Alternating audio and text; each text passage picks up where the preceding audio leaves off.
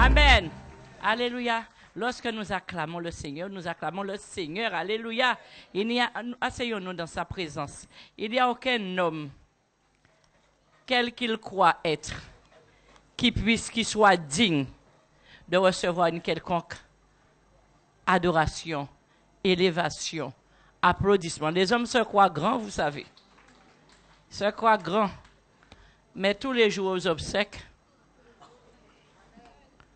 bye bye. Alléluia. Mais nous, peuple de Dieu, nous n'avons pas peur de la mort, n'est-ce pas? Oh, nous ne voulons pas mourir. Moi, je ne sais pas. Moi, je veux vivre comme Abraham, je ne sais pas. Alléluia. Parce que je dis au Seigneur hypocritement, Seigneur, je veux encore rester pour glorifier ton nom. Et, Amen, Dieu nous pardonne. Mais seulement, Amen, seulement c'est lui seul qui mérite la gloire, l'honneur, la louange, l'adoration. Tout lui est dû. Amen, tout lui est dû. Et ce matin, nous le bénissons. Alléluia. Amen. Alors nous voici encore, et comme toujours, dans sa présence. Nous sommes, c'est remarquable, le dernier dimanche de l'année 2013.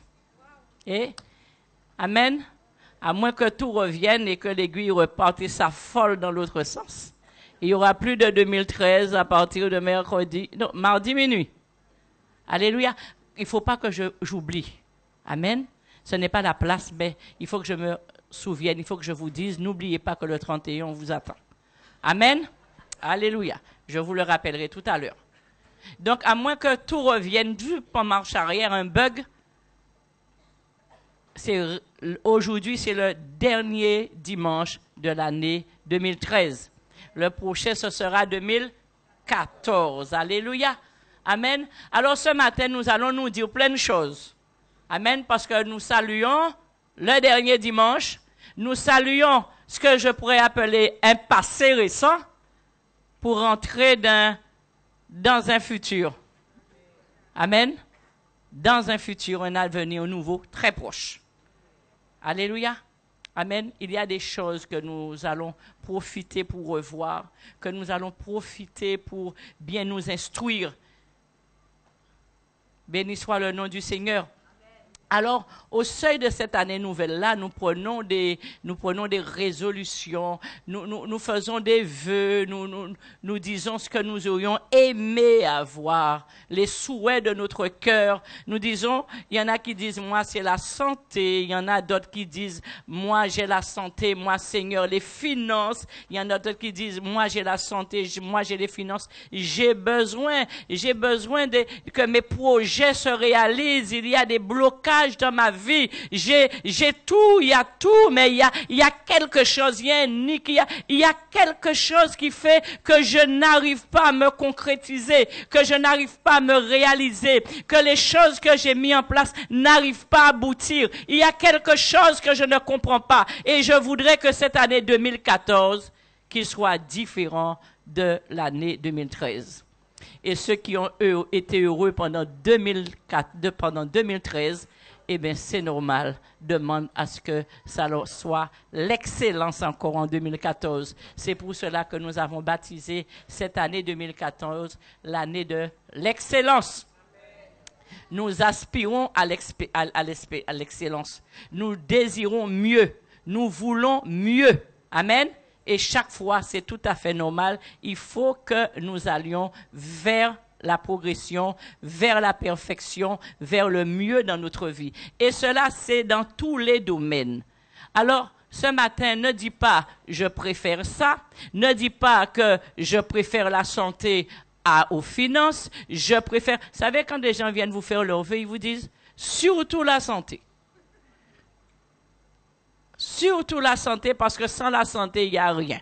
Sans la santé, tu ne peux rien. Mais nous disons surtout Dieu. Dieu dans ta vie. Dieu à l'œuvre dans ta vie.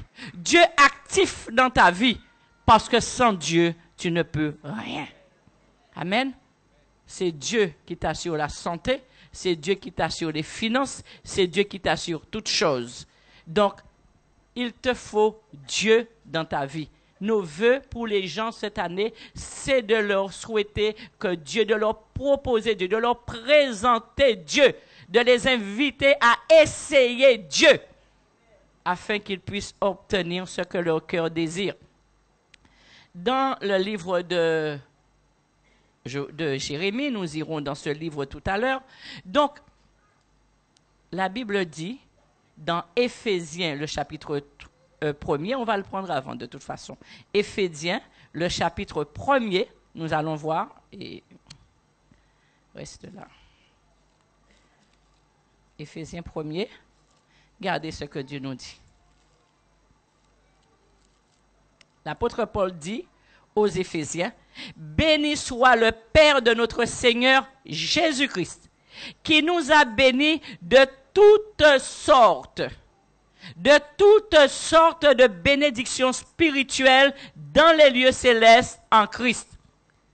Béni soit le Dieu de notre Père, le Seigneur Jésus-Christ, qui nous a bénis de toutes sortes de bénédictions. » Il n'y a pas un choix, une bénédiction par rapport à une autre. Nous ne pouvons pas avoir celle-là, nous aurons l'autre. Nous pouvons tout avoir, parce que les écluses des cieux se sont ouvertes et nous avons tout, nous pouvons tout obtenir comme bénédiction que Dieu a déversée sur son peuple. Alléluia. Amen. Et si nous regardons, nous tournons juste la page, nous allons dans Philippiens 4. Regardez ce qu'il nous dit encore, ce que Paul a dit aux Philippiens. 4, 19. Et mon Dieu, il a dit aux Philippiens, et mon Dieu, le Dieu que je sers, alors nous savons que c'est le Dieu tout-puissant, celui dont il a parlé aux Éphésiens, et mon Dieu pourvoira à tous vos besoins, selon sa richesse, avec gloire en Jésus-Christ. Alléluia. Saisissez ce passage. Notre Dieu pourvoira à tous nos besoins. Tout ce dont nous avons besoin, il est tout capable, il pourvoira selon sa richesse. Et nous connaissons sa richesse, n'est-ce pas? Donc, nous devons nous attendre à lui. Alors, cette année, nous la nommons année de l'excellence. Et cette année de l'excellence, nous la basons sur la parole de Dieu. Nous la basons sur les promesses de Dieu. Ce n'est pas nous qui rendrons cette année excellente. C'est Dieu qui l'a rendue excellente et qui veut que nous puissions la vivre ainsi. Nous allons dans ce passage de... Je ne vous entends pas, mais vous avez intérêt à applaudir ce matin. Amen. Amen. C'est la parole de Dieu. Alléluia. Amen. C'est la parole de Dieu pour chacun de nous en ce matin. Amen. Donc nous allons nous secouer un peu, nous allons rejeter les fardeaux dans le tabernacle, dans le sanctuaire. Alléluia. Amen.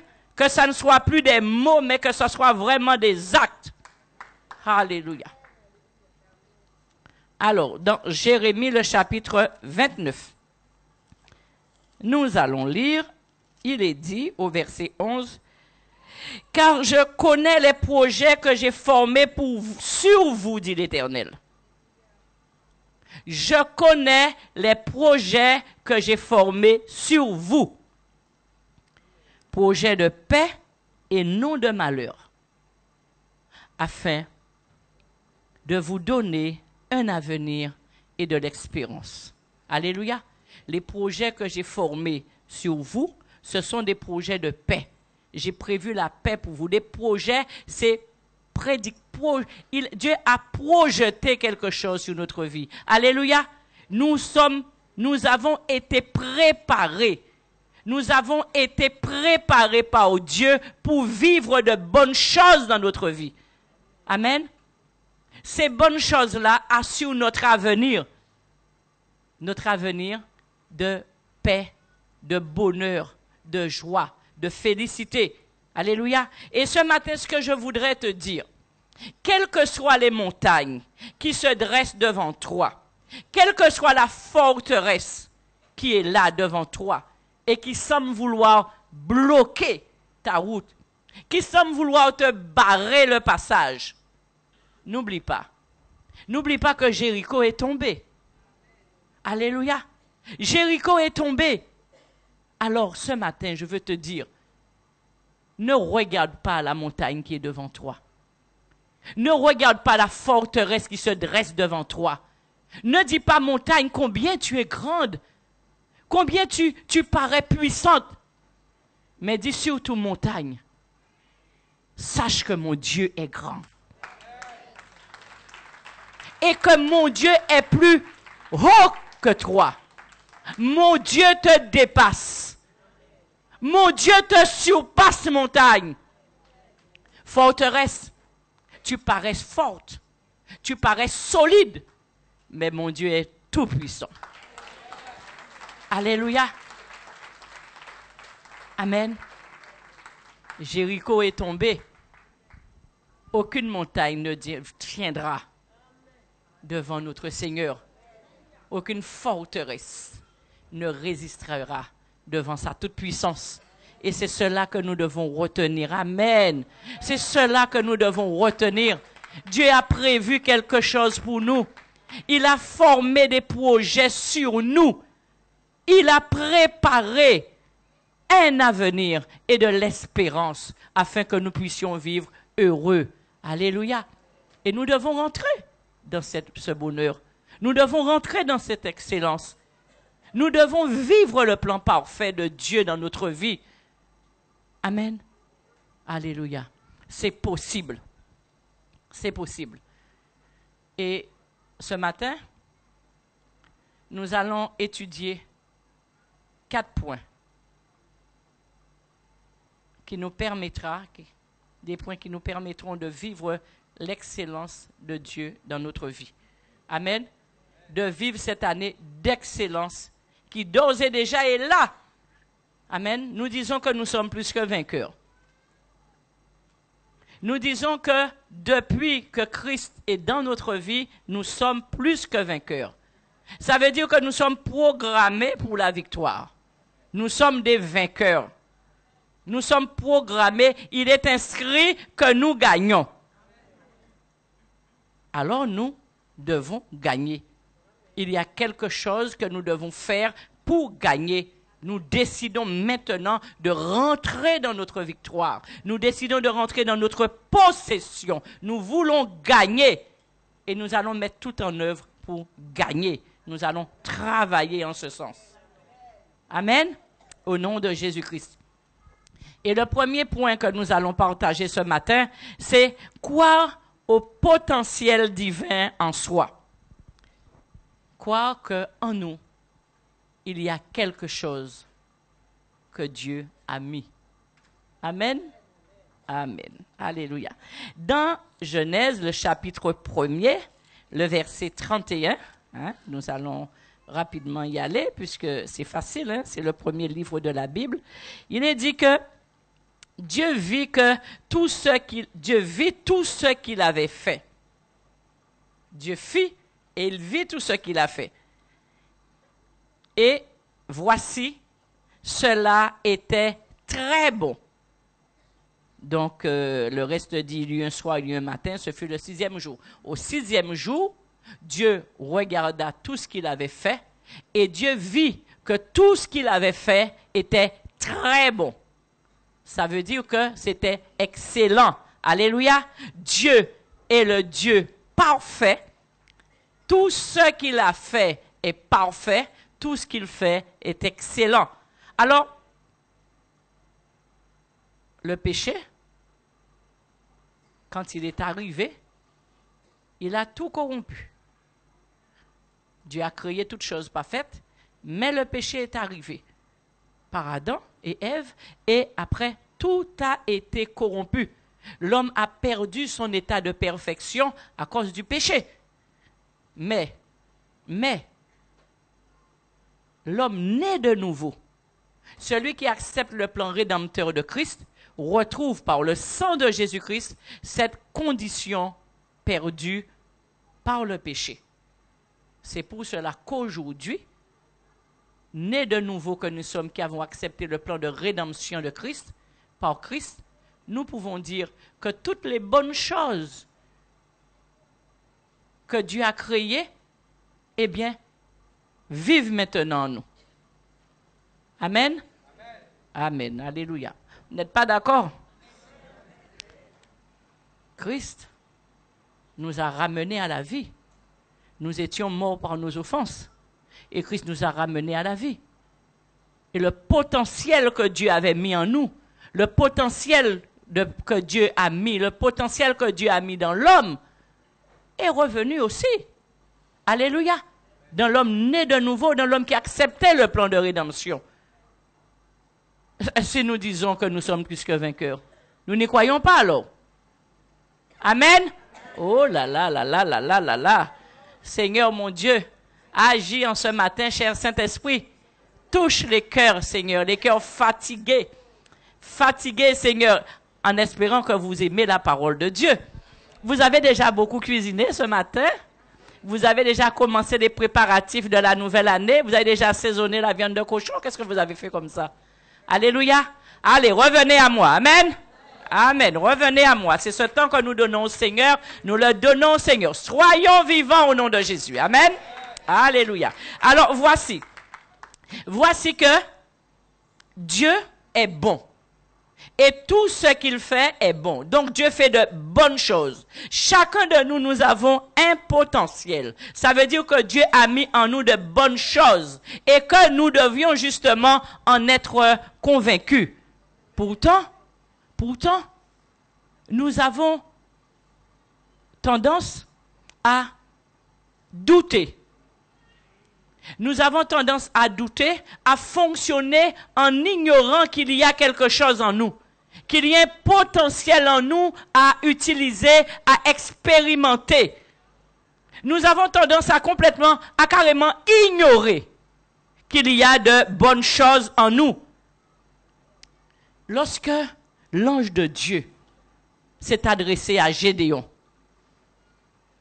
il lui a dit, Gédéon, vaillant héros. Et Gédéon, vaillant héros, va avec la force que tu as délivré Israël. Moi, Seigneur, moi.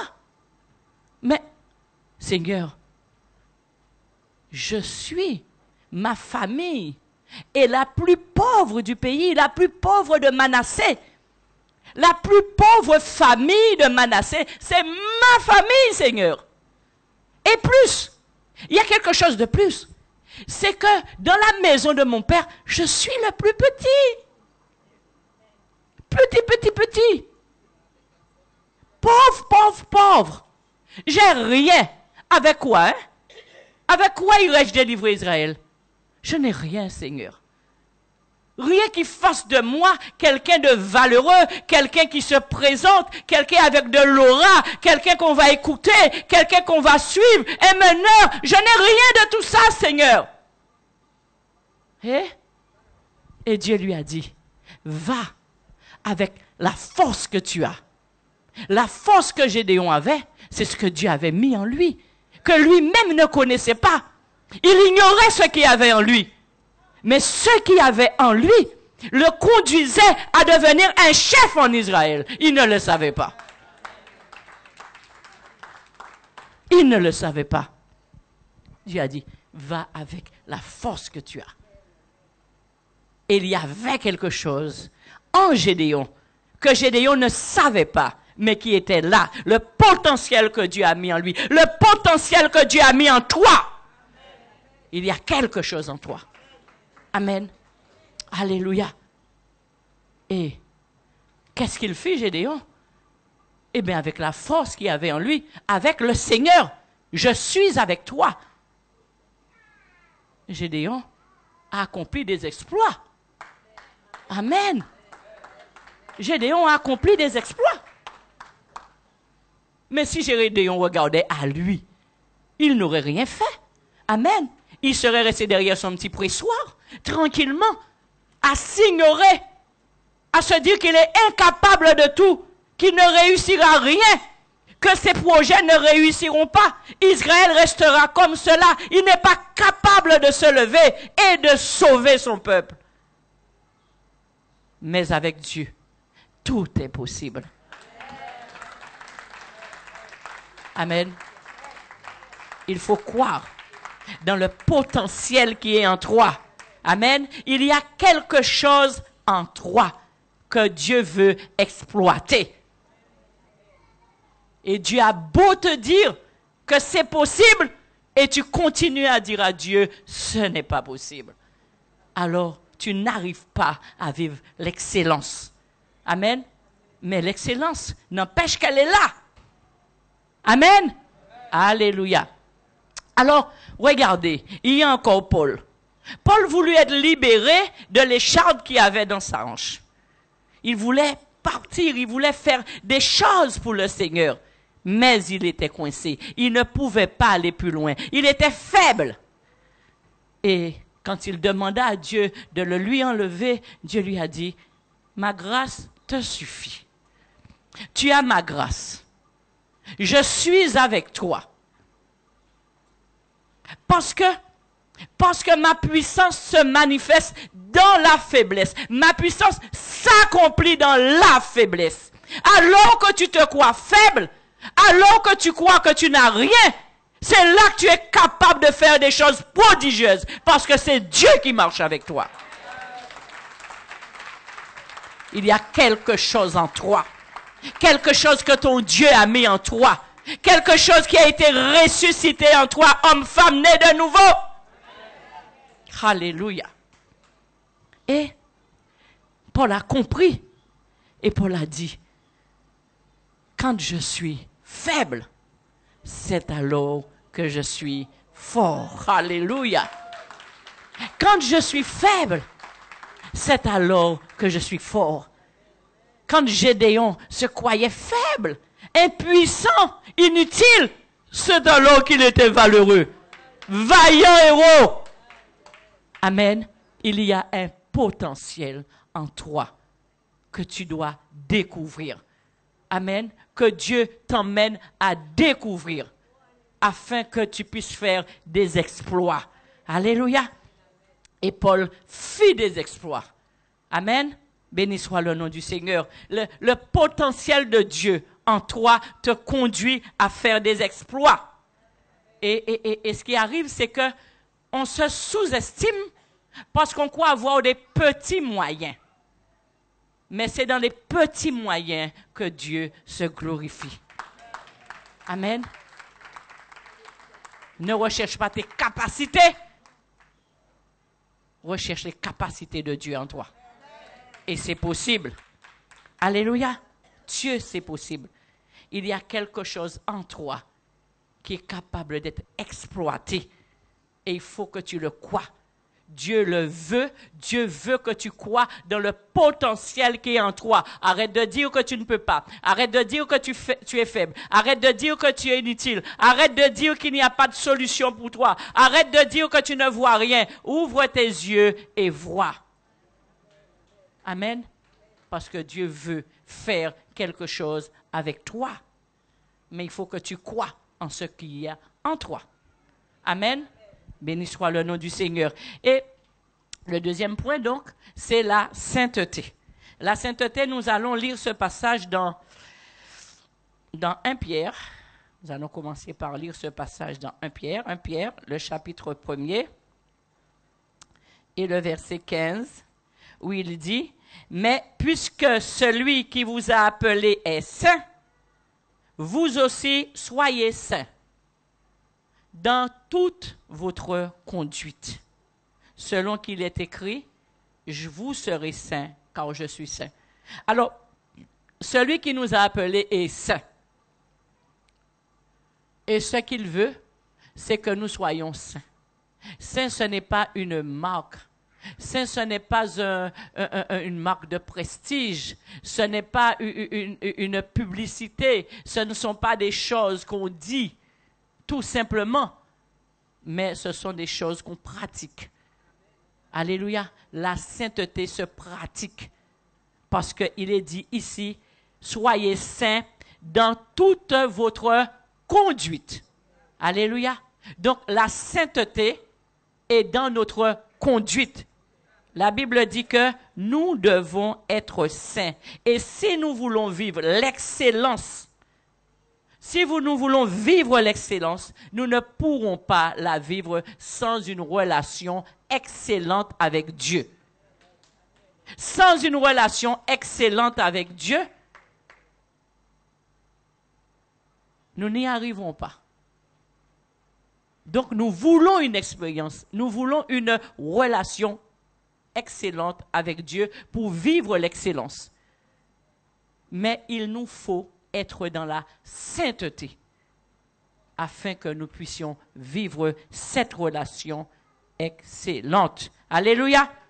La sainteté sans laquelle personne ne verra Dieu. Et nous ne pourrons obtenir la sainteté, nous ne pourrons être saints que si notre marche nous éloigne du péché.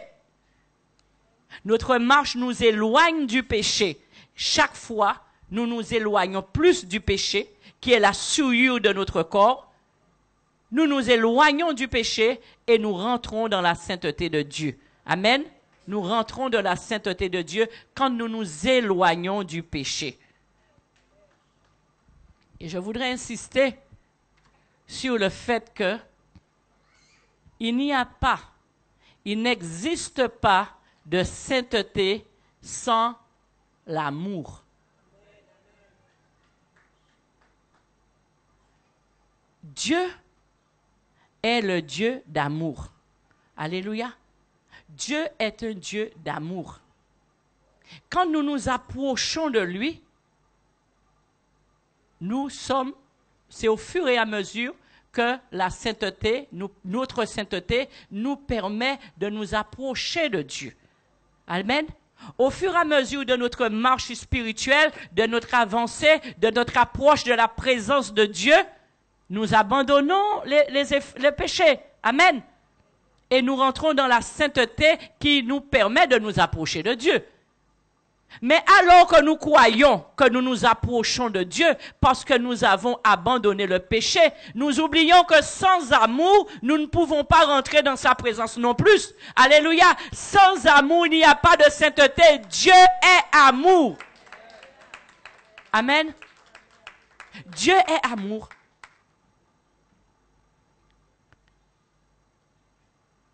L'amour est un attribut de Dieu. Amen. C'est notre capacité à aimer et à pardonner qui nous permet de nous rapprocher de Dieu. Amen. Nous allons prendre ce passage dans 1 Jean. Nous allons lire ce passage dans 1 Jean. Alléluia. Béni sois-tu, Seigneur. 1 Jean.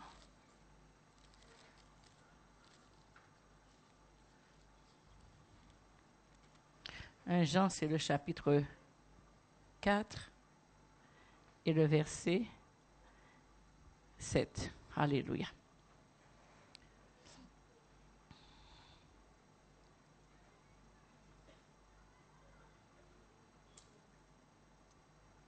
Amen. La Bible nous dit ici, bien-aimés, aimons-nous les uns les autres, car l'amour de Dieu, l'amour est de Dieu. Et quiconque aime est né de Dieu et connaît Dieu. L'amour est de Dieu. L'amour, c'est un attribut de Dieu. Dieu est amour. Et quiconque aime est né de Dieu. Et connaît Dieu. Celui qui aime prouve qu'il est né de Dieu. Et qu'il connaît Dieu, car Dieu est amour. Et nous nous rappelons, lorsque il avait été demandé à Jésus-Christ quel était le plus grand des commandements. Jésus-Christ a dit, le plus grand des commandements, c'est aime ton Dieu de tout ton cœur, de toute ton âme, de toute ta force. Et voici, il y en a un qui lui est semblable. Il aurait pu annoncer cela et arrêter. Aime Dieu de tout ton cœur. Ce serait le seul commandement d'amour que nous recevons. Et à ce moment-là, si nous voulons aimer notre prochain, nous aimons notre prochain.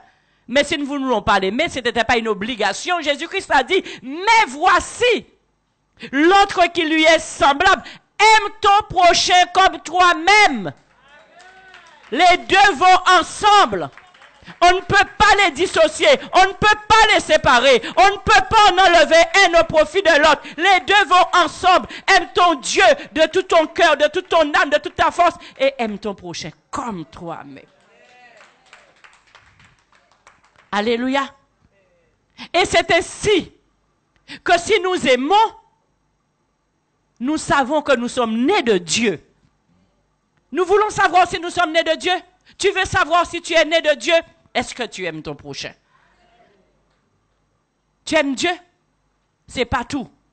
Il manque l'autre partie. Est-ce que tu aimes ton prochain? Si tu aimes ton prochain, tu es né de Dieu. Tu connais Dieu parce que Dieu est amour et tu marches vers la sainteté de Dieu.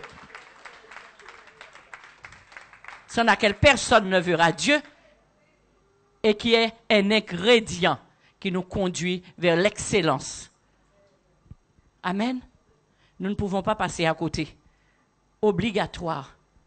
En aimant notre prochain, nous démontrons que nous aimons Dieu. Amen. Ah oui, Seigneur, je t'aime, je t'aime, je t'aime. Mais lui, ah ça, j'y arrive pas, hein, papa. Ça, j'y arrive pas, Seigneur. C'est pas possible, je vais jamais pouvoir. Mon cœur est rempli, Seigneur. Chaque fois que je le vois, je peux pas. Mais chaque fois que je te vois, Seigneur, tu connais pas Dieu. Amen. Tu ne le connais pas parce qu'il est amour. Amen. Et si tu l'aimes, tu aimes ton prochain. En fait, le lot va ensemble. Alléluia. Quand tu arrives, on te dit, ah, tu dois prendre celui-là et celui-là, c'est le même prix. Les deux. Ah oui, mais je veux un seul, je paye le même prix. Non, madame, il faut débarrasser les deux. L'amour de Dieu et l'amour du prochain vont ensemble. Amen. On ne peut pas enlever. Et ce n'est que comme ça, tu peux prouver, tu peux démontrer, tu peux témoigner que tu aimes Dieu. C'est si tu aimes ton prochain. Alléluia. Et sache une chose, que nous nous trompons les uns les autres, mais nous ne trompons pas Dieu. Amen. Nous ne trompons pas Dieu. Nous pouvons marcher serrés, nous pouvons nous priver de tout ce que nous voulons ici-bas, mais ça ne nous permettra pas d'aller nulle part dans la sainteté de Dieu, parce que Dieu nous connaît. Amen. Nous pouvons lire l'évangile, nous pouvons prêcher, nous pouvons connaître les plus beaux versets. Ça n'a pas d'importance. Il n'y aura pas d'avancée vers la sainteté, parce qu'il n'y a pas d'amour. Alléluia. Il n'y a pas de pardon. Il n'y a pas de réconciliation. Il n'y a pas d'unité. Amen. Alléluia. Et ça, impossible. Nous allons avancer pour nous, mais pas pour Dieu. La sainteté exige l'amour. Et pas l'amour à demi, pas l'amour en morceaux, l'amour total. Et l'amour total, c'est Dieu et le prochain. Alléluia. Amen. Voilà ce que Dieu nous demande. Deuxième ingrédient pour vivre l'excellence. Je me rappelle, au début du ministère du Bishop Eli, il était parti faire une délivrance quelque part. Et cette femme-là, elle était vraiment remplie. Il fallait faire sa délivrance et c'était très difficile. Et lors de l'entretien, le bishop a compris, il a raconté son histoire. Et voilà, il y avait quelqu'un qu'elle devait pardonner pour vivre sa délivrance pleinement, fini. Et quand le bishop lui a dit, voilà, on arrête puisque c'était dur, et fais cette démarche de pardon.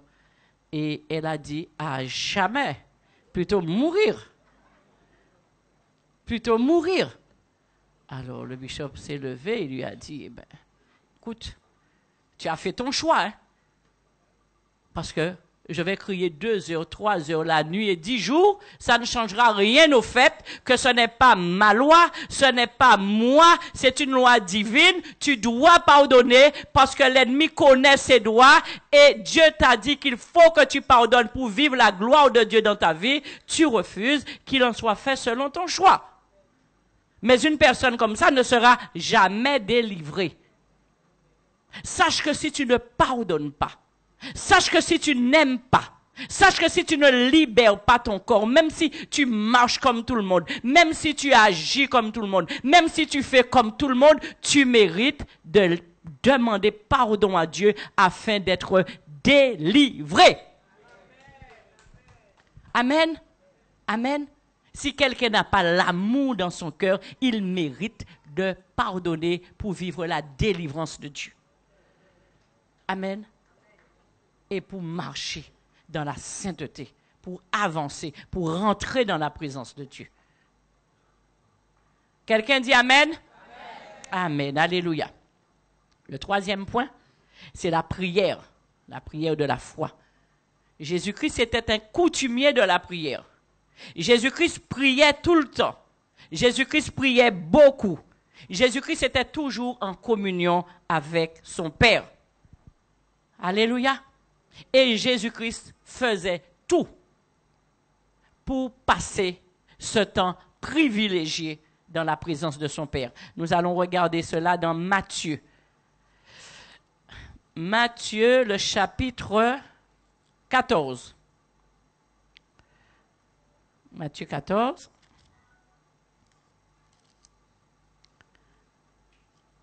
« 22 à 23. Il est dit, aussitôt après, Jésus, obligea les disciples à monter dans la barque et à passer avant lui de l'autre côté pendant qu'il renverrait la foule. Et quand il l'eut renvoyé, il monta sur la montagne pour prier à l'écart, et comme le soir était venu, il était seul. Le soir, on est seul. Il faut chercher des moments pour passer du temps dans la présence de Dieu seul. Nous voyons ici que Jésus-Christ luttait pour se retirer à l'écart, pour se mettre à l'écart afin de prier. Il est dit qu'il obligea les disciples à monter dans la barque, à passer de l'autre côté, pendant qu'il renverrait la foule. Il y a un temps où Jésus priait avec la foule. Il y a un temps pour prier avec la foule. Il y a un temps pour prier ensemble dans les cellules de prière. Il y a un temps pour prier dans l'église. Il y a un temps pour prier dans les familles. Il y a un temps pour prier dans le couple. Et c'est important. Jésus-Christ doit être au centre de toutes nos activités. Mais il y a un temps pour être seul dans la présence de Dieu. Alléluia. Il y a un temps pour être seul dedans. Dieu et toi. Dieu et toi dans la présence de Dieu. Et vous savez, à ce moment-là, je me suis dit, mais c'est vrai, il est important. Si tu as quelque chose de secret, quelque chose au fond de toi, dans ton jardin secret, que tu ne voudrais que personne n'entende, c'est pas en cellule de prière que tu vas le dire. Amen. C'est pas à l'église que tu vas venir crier à la chair. Amen. Il te faut ce temps, ce moment privilégié avec Dieu, où tu vas ouvrir ton cœur, où tu vas te confier à ton papa, où tu vas te libérer, où tu vas lui dire tout ce qui se passe en toi. Et que tu vas prendre un temps. Pas venir parler, lever patique, oui, mais rester là, dans sa présence. Ça prend le temps que ça prend. Ça veut dire qu'on est disposé à passer du temps avec Dieu. C'est un choix qu'on fait. C'est un désir qu'on a. Amen. C'est un désir d'être avec lui. De vouloir tout laisser, tout abandonner, courir Tu es gentil, ma soeur. Tu es gentil, mon frère. Papa, tu es gentil. Un tel, tu es gentil. Merci pour tout ce que tu as apporté. Je suis content, mais tu sais qu'il faut que je m'en aille. Et tu sais pourquoi. Parce que ton cœur ressent le désir d'être avec ton Dieu. De passer du temps avec ton Dieu, d'ouvrir ton cœur, de t'exprimer devant ton Dieu. de lui dire ce qu'il sait déjà. Mais il veut que ta bouche s'ouvre. Il veut que ton cœur s'exprime. Il veut qu'au travers de tes prières, au travers de cette relation, c'est sa manière, sa façon, c'est sa méthode de venir et de te secourir, de t'apaiser. Quand tu as fini de vider ce sac-là qui te pèse, tu te sens mieux. Tu te sens bien. Alléluia. Et dans sa présence, tu peux entendre. Tu peux l'entendre te répondre. Tu peux l'entendre te parler. Ton cœur va être convaincu qu'il est là, qu'il est avec toi. Même quand il n'y a pas de signe extérieur, mais quand il n'y a pas de tremblement en toi, même quand tu n'as pas craché, mais comme tu n'as pas vomi, mais comme tes yeux n'ont pas coulé. Mais il s'est passé quelque chose. Le simple fait d'être prosterné devant lui, le simple fait de l'invoquer, tu sais qu'il est là. Amen. Et tu n'as pas besoin de trembler, tu n'as pas besoin de vomir pour savoir que ton Dieu est là. Amen. Il t'a dit, invoque-moi et je te répondrai. Recherche la présence de ton Dieu. Fais tout. Deviens coutumière de la prière. Trouve le temps, le créneau qui te permette de ne pas être bousculé, que personne ne te dérange. C'est le temps afin d'entretenir cette relation avec ton Dieu. Amen. La prière. La prière. Il faut passer du temps avec Dieu. Il est important, il faut que nous puissions comprendre que si Jésus passait du temps avec Dieu, alors que Jésus-Christ était saint, il était saint, et il passait du temps avec Dieu dans la prière. Il faut que nous puissions comprendre que nous qui aspirons à la sainteté, nous avons autant besoin de prier Dieu. Nous avons autant besoin. Si la sainteté suffisait, Christ n'aurait pas autant prié. Il a dit à ses disciples de prier sans cesse afin que vous ne tombiez en tentation. Ça veut dire que la prière a son rôle, la prière a son importance. Alléluia. Nous devons prier. Nous avons besoin de prier. La prière, vous savez, est une force prodigieuse dans la vie du chrétien.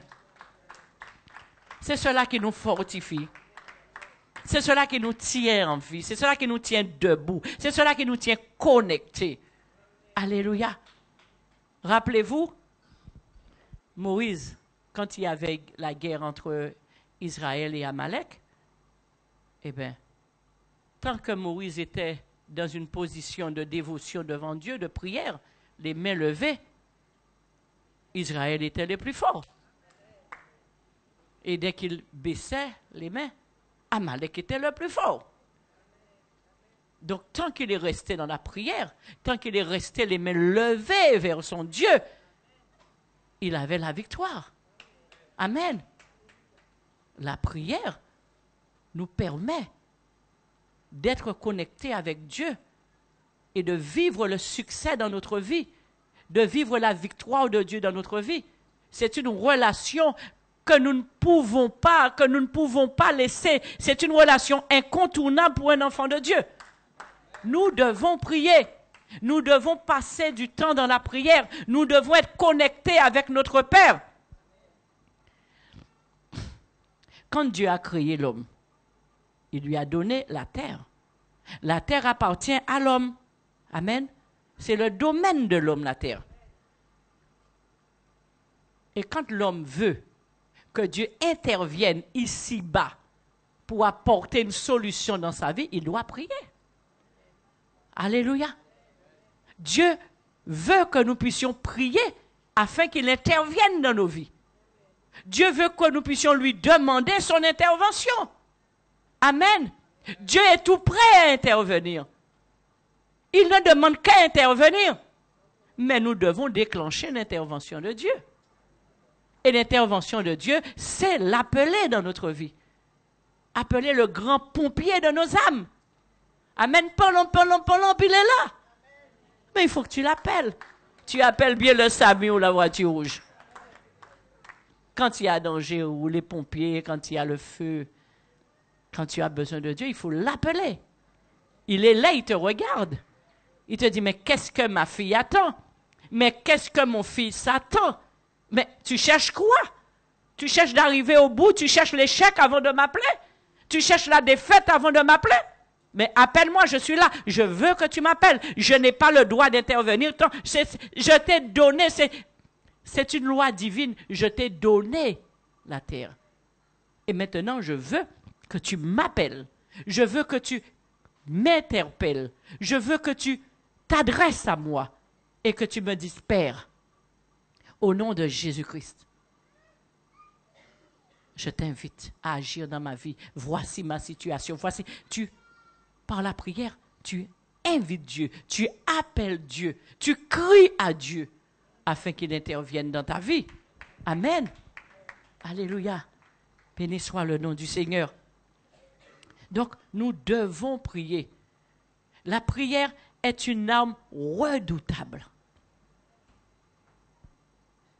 Nous pouvons, par la prière, renverser les forteresses qui s'érigent devant nous. C'est le soutien de Dieu qui nous donne la capacité de renverser, de résister, d'être restauré, d'être renouvelé. Amen. Nous ne pouvons pas casser le fil. Amen. Nous sommes accrochés au cep. Amen. Nous tirons notre énergie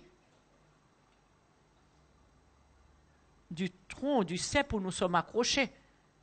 Donc, sans cette vie-là, sans cette sève vitale, cette sève spirituelle que nous suçons et qui nous tient en vie, nous ne pourrons rien. Nous allons dessécher et nous allons mourir. Amen. Le diable va profiter. Le diable va profiter que nous nous éloignons de Dieu afin de pouvoir nous dévorer tout cru. Amen. Alléluia. Donc, priez, priez et priez encore. Il est important de prier. Le troisième point, le quatrième, lire et méditer la parole de Dieu. Lire et méditer la parole de Dieu. Nous allons voir les effets de celui qui médite la parole de Dieu. Dans le psaume 1er. Il est dit, au psaume 1er, heureux l'homme qui ne marche pas selon les conseils des méchants, qui ne s'arrête pas sur la voie des moqueurs, et qui ne s'assied pas sur la voie des pécheurs, et qui ne s'assied pas en compagnie des moqueurs. Mais, au verset 2, qui trouve son plaisir dans la loi de l'Éternel et qui la médite jour et nuit. Celui qui trouve son plaisir dans la loi de l'Éternel et qui la médite nuit et jour. Jour et nuit.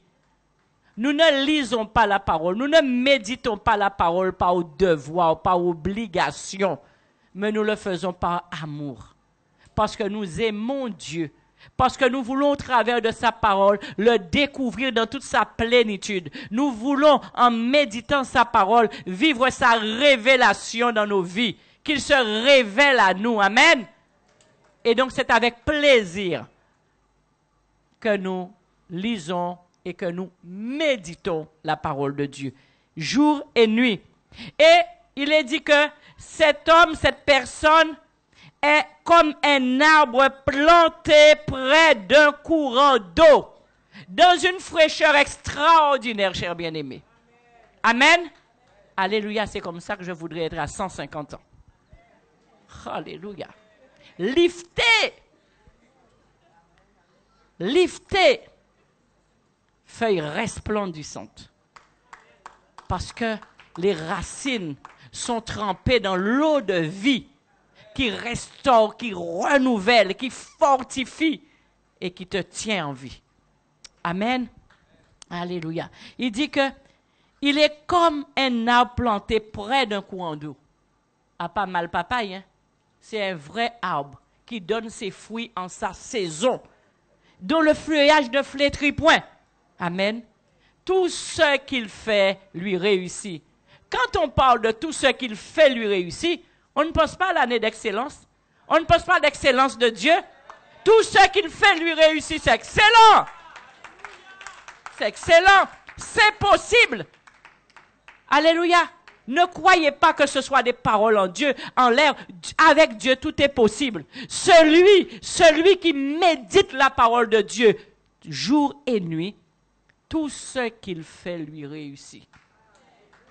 C'est la Bible qui le dit. Moi, je crois que la Bible est vraie. Amen. C'est la parole de mon papa. Alléluia. Et regardons ce que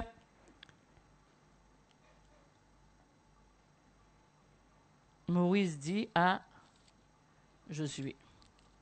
Nous allons dans le livre de Josué. Amen. Alléluia. Et au verset 1er, au chapitre plus surtout. Chapitre 1er, le verset 8. Il lui dit que ce livre de la loi ne s'éloigne point de ta bouche. Médite-le jour et nuit, comme pour l'arbre qui est planté auprès de courants d'eau, les bienfaits. Il lui dit pour agir fidèlement selon tout ce qui est écrit, car c'est alors que tu auras du succès dans tes entreprises.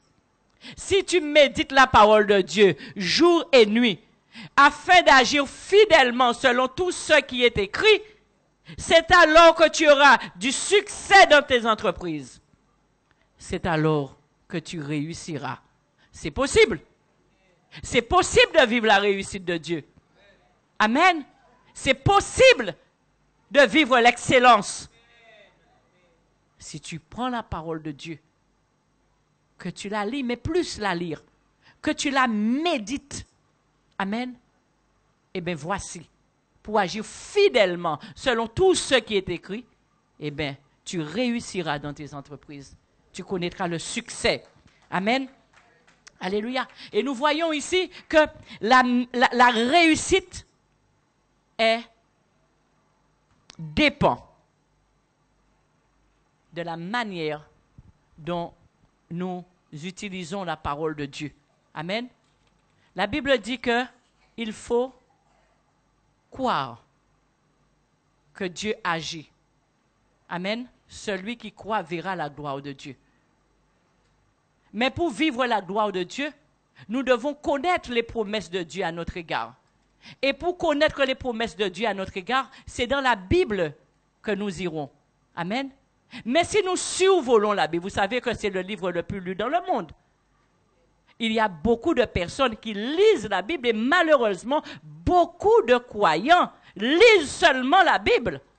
Ne médite pas la parole de Dieu, ne rentre pas en profondeur dans la parole de Dieu, alors que lire n'est pas suffisant.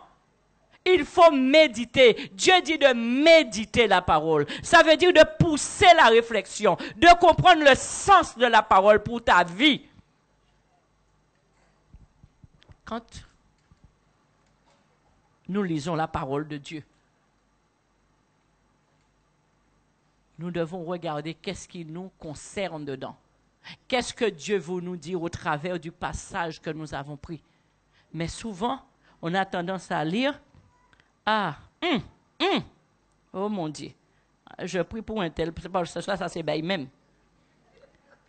Oh là là, oh, passage là c'est pour un tel ça. Messieurs, comment un tel pas tomber si passage là ça? Mais non. Le passage, ce n'est pas pour un tel, c'est pour toi, c'est toi qui lis. Pourquoi tu veux que ça soit pour un tel?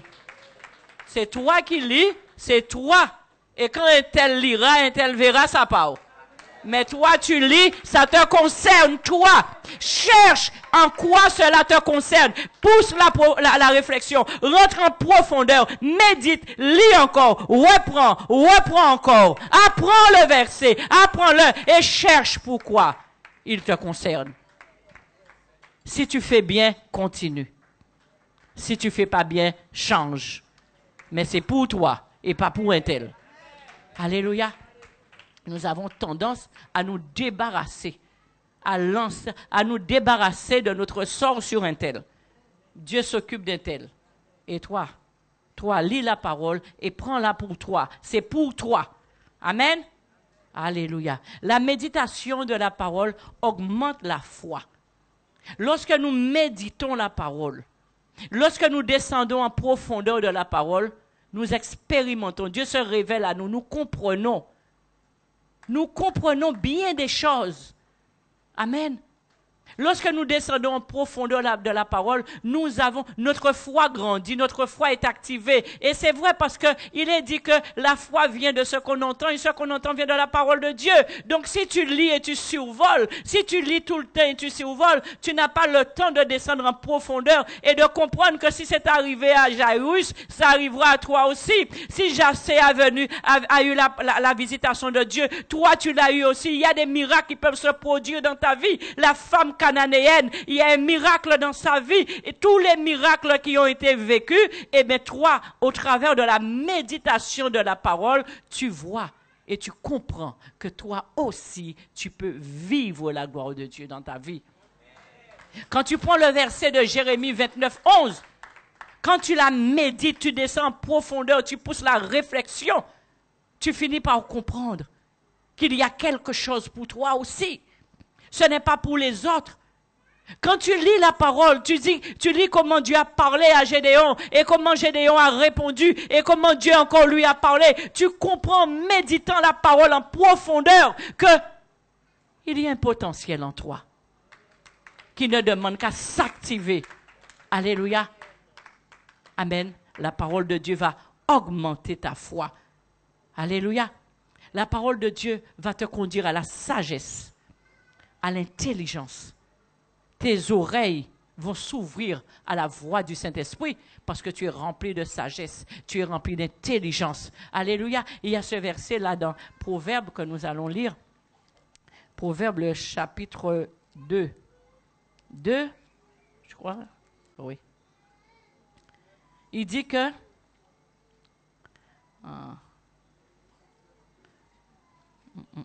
j'avais noté la Proverbe 2.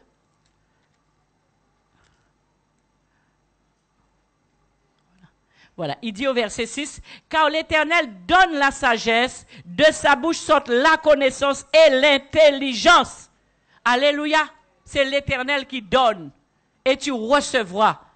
Parce que en méditant la parole, tu rentres, tu cherches à toi-même à marcher dans la sainteté. Tu médites la parole, tu la prends pour toi. Tu corriges tes voies, tu corriges tes attitudes, tu corriges ta conduite. Tu marches vers la sainteté avec Dieu et tu vis l'excellence de Dieu dans ta vie. La sagesse, la connaissance, l'intelligence te remplissent au nom de Jésus-Christ. Parce que l'Esprit de Dieu est avec toi. Ce sont les manières que tu as afin de vivre l'excellence de Dieu dans ta vie. Et après, il y a les résolutions et la disposition. Disposition et révélation. Nous irons dans le livre de Ésaïe. Ésaïe, le chapitre 26. Ésaïe 26 et le verset 3. Maintenant, nous connaissons ce que Dieu attend de nous. Nous le connaissions déjà avant aujourd'hui. Ne croyez pas que c'est le message. Le message est là pour rappeler. Toujours rappeler. Ne croyez pas que nous connaissons assez pour ne pas être là.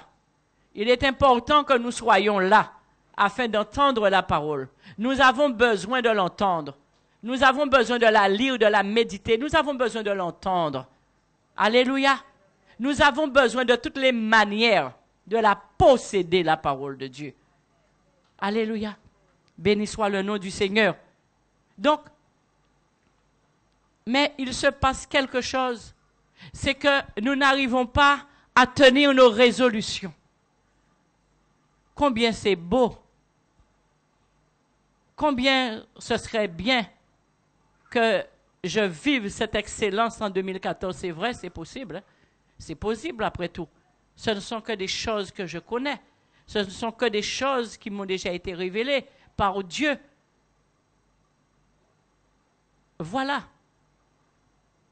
J'ai des résolutions, Je prends des résolutions. Mais combien de résolutions que j'ai prises en 2013 et en 2012 et avant encore?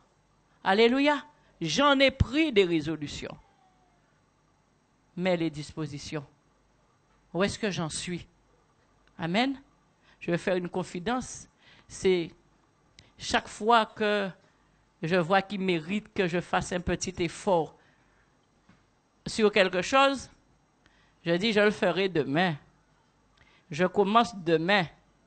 Aujourd'hui, ce soir, je vais prendre une bonne tisane et demain, je commence. Mais comme je n'ai pas fixé de date sur demain, on va dire que ça devient après-demain. Mais c'est encore demain, s'il vous plaît. Alléluia. C'est encore demain. Amen. Alors, aujourd'hui, c'est demain. Demain, ça sera encore demain, à renouveler. Alléluia. C'est un petit peu ainsi que nous fonctionnons. Amen.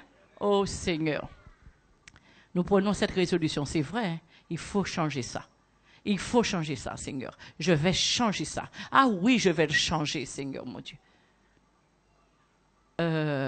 Aujourd'hui, demain, j'ai ça à faire. Seigneur, lundi, je commence. Lundi, je commence. Je vais prier, je vais jeûner pendant les jours qui restent là. Et lundi, alors là, je m'attelle, hein, plus jamais ça. Seigneur. Lundi, c'est quel lundi? C'est quel lundi? C'est des bonnes résolutions. Mais il n'y a eu aucune disposition. Rien n'a été mis en place, rien n'a été fait. Alléluia.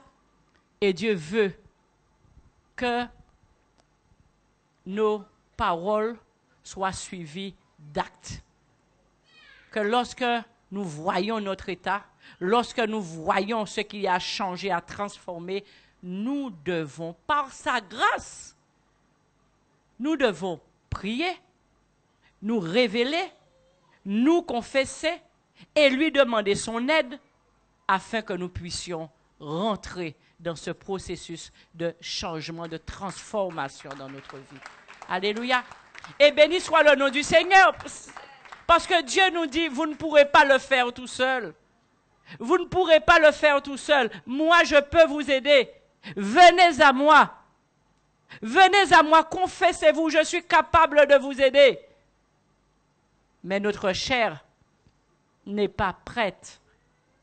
Alors, nous savons que la main tendue de Dieu est là, mais notre volonté ne nous permet pas encore de le faire.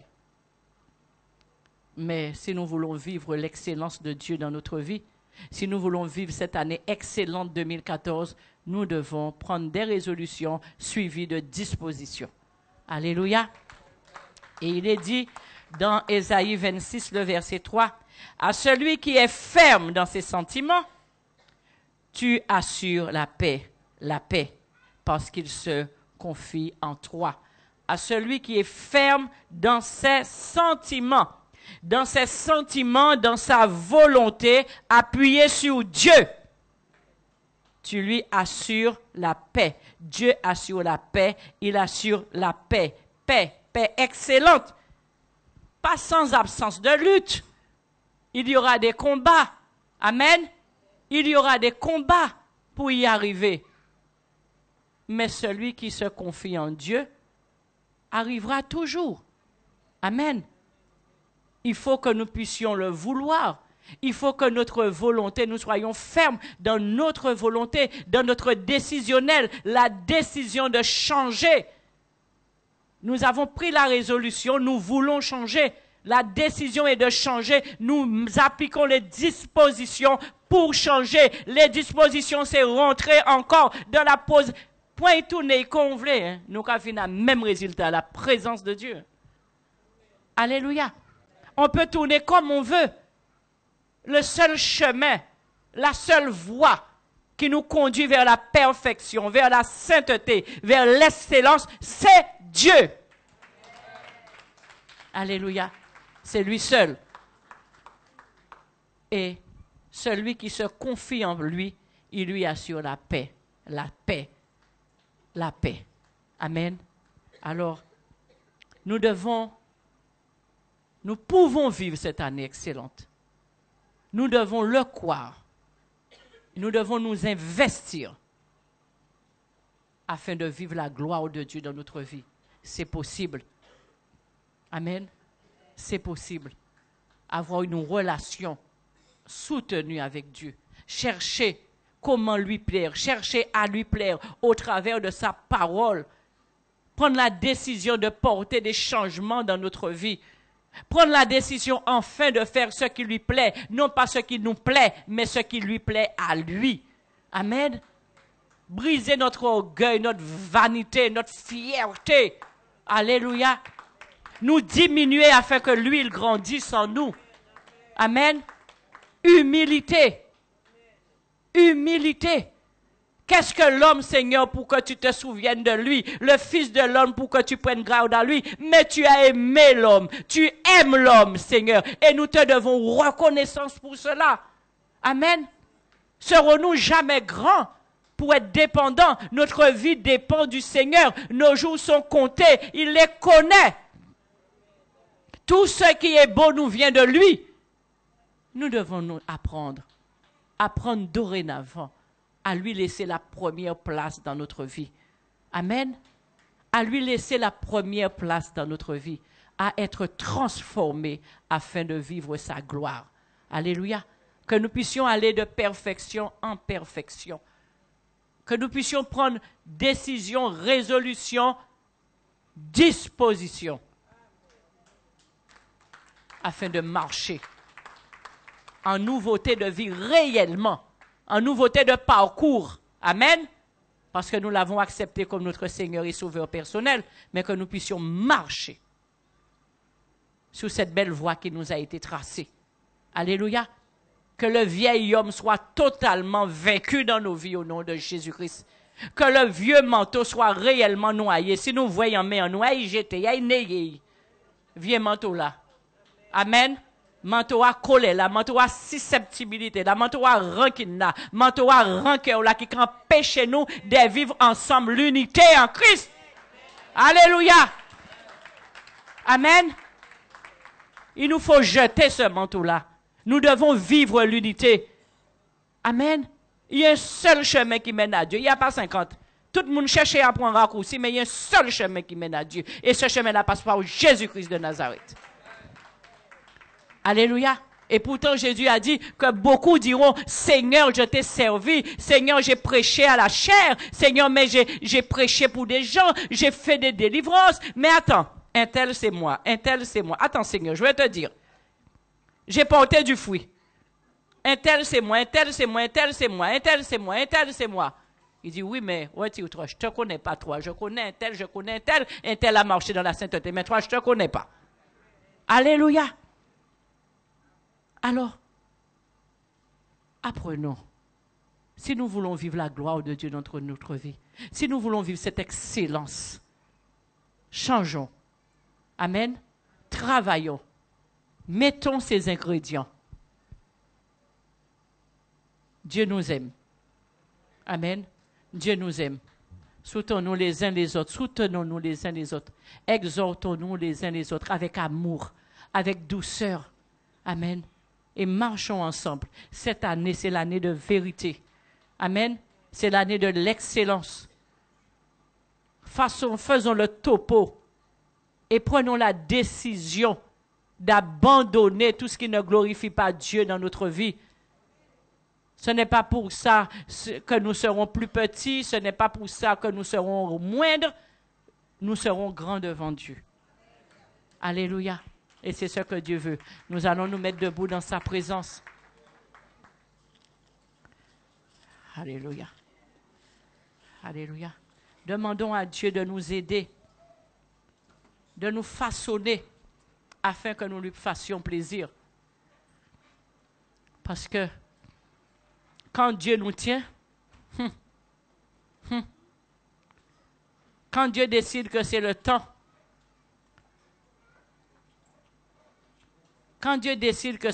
il met tout dehors. Il met tout sur la place publique. Alléluia. Alors que nous puissions apprendre à vivre et à laisser Dieu nous transformer. Amen. À laisser Dieu nous changer. Nous voulons vivre l'excellence de Dieu. Amen. Dieu de grâce, nous voici devant toi, papa. Seigneur, toutes ces bonnes choses que tu as mis pour nous, Seigneur mon Dieu, ces projets que tu as pour nous, Seigneur Dieu de grâce, afin que nous ayons un avenir et de l'espérance. Seigneur, les écluses des cieux que tu as ouvertes, papa. Nos besoins, Seigneur, tu pourvois, Seigneur, selon ta richesse, tant que nous marchons dans ton plan et dans ta volonté, Seigneur mon Dieu. Souvent, nous passons à côté de tellement de bonnes choses, Seigneur. Nous doutons de nous, Seigneur. Nous nous sous-estimons. Nous ne croyons pas que nous sommes capables. Nous nous culpabilisons des péchés passés. Souvent, nous croyons que ce que nous avons abandonné nous poursuit encore. Alors que tu nous as lavés par le sang de Jésus-Christ et que tu dis qu'il n'y a plus de condamnation, qu'il n'y a plus de culpabilité à avoir. Tu as jeté le péché dans la mare de l'oubli. Mais nous prenons tellement de choses, nous tenons tellement de choses qui nous empêchent de rentrer pleinement dans ta présence et de vivre, Seigneur, ton excellence dans nos vies. Alors ce matin, Seigneur, nous voici devant toi, tels que nous sommes, papa. Tels que nous sommes, Seigneur mon Dieu, nous voulons te servir. Si nous sommes là, papa, tu vois, nous t'aimons, mais nous sommes encore faibles, Seigneur mon Dieu. Faibles dans plein de domaines dans notre vie. Mais toi, Seigneur, c'est seulement si nous avons la volonté du changement que tu interviens, Seigneur mon Dieu. Ce matin, Seigneur, j'ai la volonté du changement. Seigneur, je vais être ferme dans mes sentiments, Seigneur mon Dieu. Je prends l'engagement encore, Seigneur, de te servir, Seigneur. Aide-moi, papa. Aide-moi, Seigneur Dieu de grâce, à ne pas seulement prononcer des mots, Seigneur mon Dieu. Aide-moi, Seigneur mon Dieu, à ne pas seulement dire des mots, mais Seigneur, que les mots que je prononce soient suivis d'actes, Seigneur, qui te glorifient, papa, et qui montrent, Seigneur mon Dieu, ma nouvelle disposition de cœur et d'esprit, Seigneur mon Dieu. En ce matin, nous voici devant toi. Nous voici devant toi. Parle à chacun de nous. Révèle-toi à nous, Seigneur. Cher Saint-Esprit, montre-nous les choses cachées. Seigneur, montre-nous là où nous devons travailler plus. Là où nous devons travailler plus. Les points, Seigneur Dieu, dans notre vie, Seigneur, qui méritent d'être revus à la baisse ou à la hausse, Seigneur Dieu de grâce. Oui, Seigneur, agis. Nous sommes là pour toi. Nous t'aimons, Seigneur mon Dieu, et nous ne voulons pas courir en vain. Seigneur, que ton nom seul soit glorifié dans nos vies. Ainsi nous t'avons prié, Père, au nom de Jésus-Christ. Amen.